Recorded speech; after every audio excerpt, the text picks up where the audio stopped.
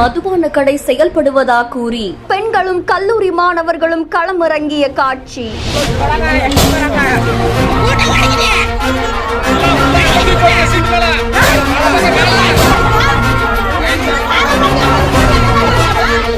எங்க வீட்டுல இருக்கவங்க குடிச்சு பழகிட்டாங்க, இதனால பெரிய பாதிப்பு ஏற்பட்டிருக்கு.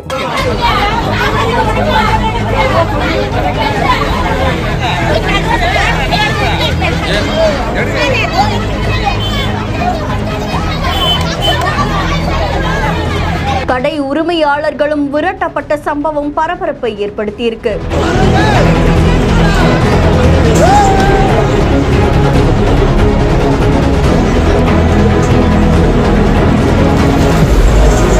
தர்மபுரி மாவட்டம் பெண்ணாகரம் மற்றும் சுற்று வட்டார பகுதிகளில் மதுபான கடைகள் இயங்கிட்டு வரதா சொல்லப்படுது.